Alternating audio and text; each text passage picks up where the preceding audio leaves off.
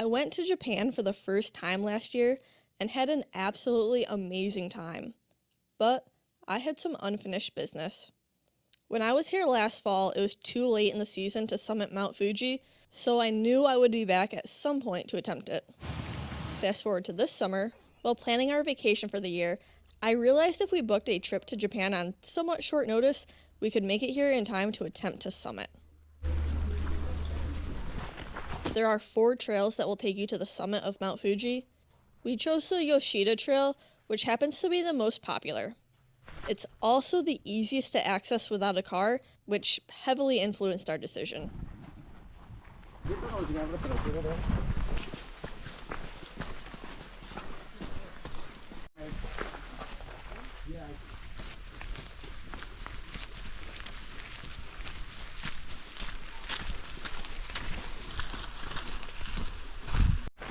Like many others, we took a bus to the Subaru line 5th station and begun our ascent there. A quick note to others who are considering the Yoshida Trail, you will need to make a reservation to use this trail.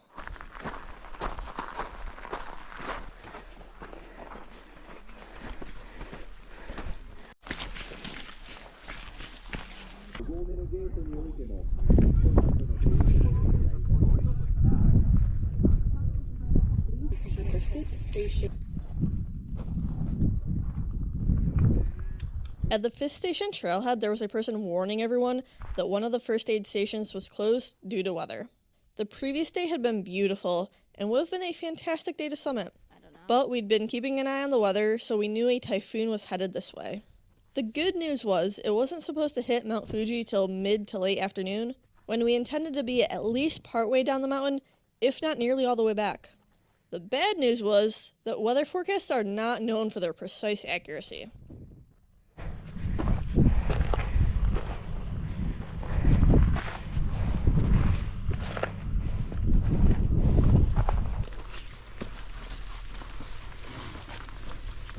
The stats for Mount Fuji's Yoshida Trail are deceiving. At approximately 9 miles round trip and just under 5,000 feet of elevation gain, it sounds like a trail that could be completed in a morning for a somewhat experienced hiker.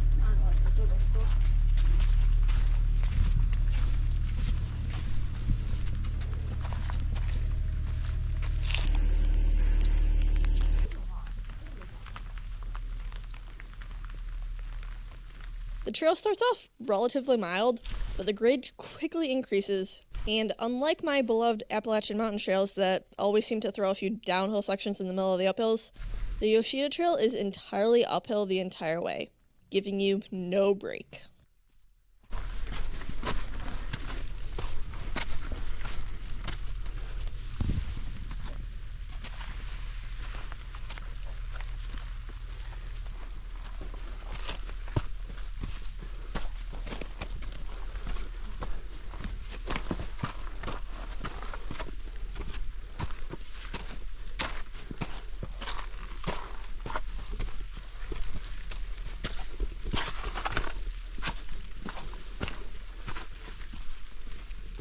There were 2 main types of trail we encountered, wide and smooth trail and chunky rocky trails.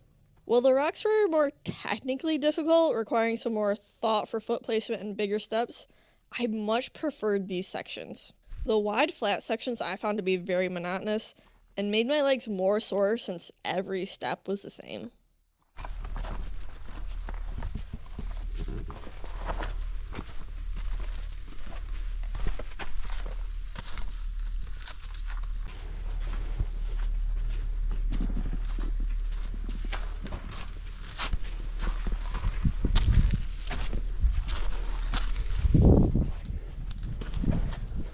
Going into this, I was mildly concerned about the altitude. At 12,388 feet, the summit of Mount Fuji is higher than I've ever been before. I'm pretty used to hiking at around 5,000 to 6,000 feet, but had spent the previous week at sea level.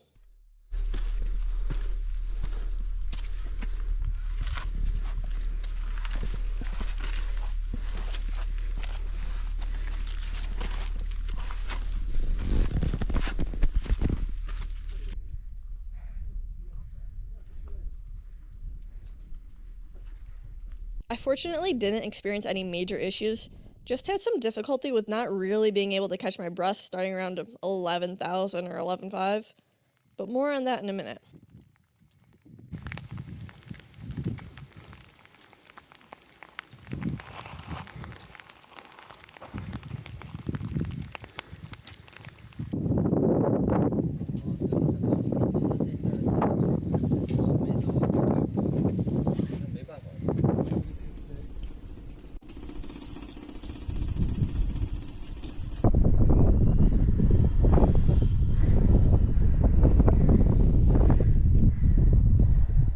Remember that typhoon that wasn't supposed to hit till later in the day? It arrived a bit early, when we were somewhere around the 8th or 8th and a half station.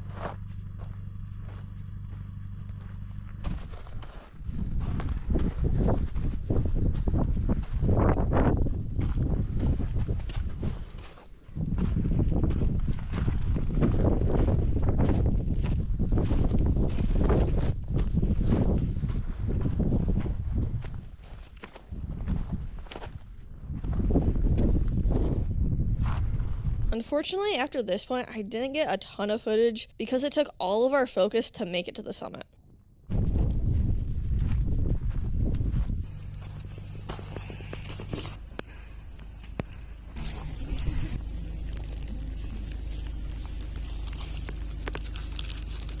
It started off by just feeling a bit colder, but then the strong winds and rain and eventually hail started.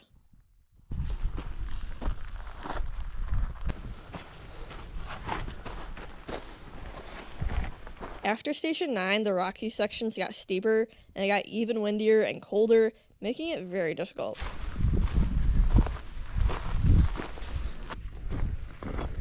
By this point, we weren't really stopping to rest anymore. We wanted to summit as quick as possible to start heading back down, where we were hoping the weather wasn't quite so bad. In addition, we needed to keep moving in order to stay warm. Because of this, I'm not entirely sure if I had a hard time catching my breath due to the elevation, or if I just didn't stop long enough to actually try.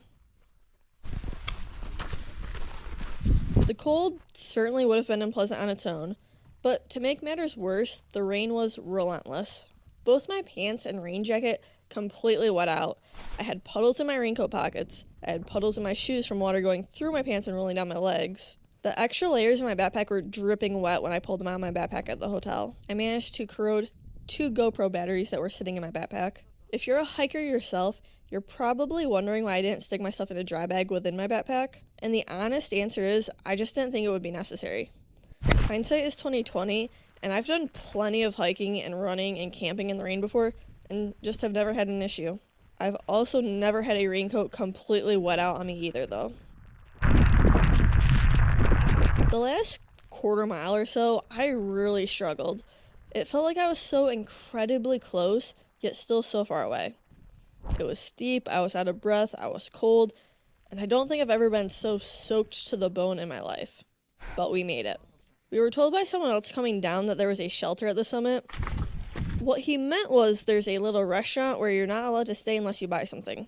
I had a hot green tea in a can, which I don't think I ever ended up drinking, but it did make a great hand warmer. Everyone inside looked so miserably cold, though I'm glad that I did not see the guy in a t-shirt or the girl in a hoodie and shorts that we saw earlier on the trail. I'm hoping they both turned around and made it back okay before getting too cold. We got there around 1:30 and they shut down the restaurant at 2.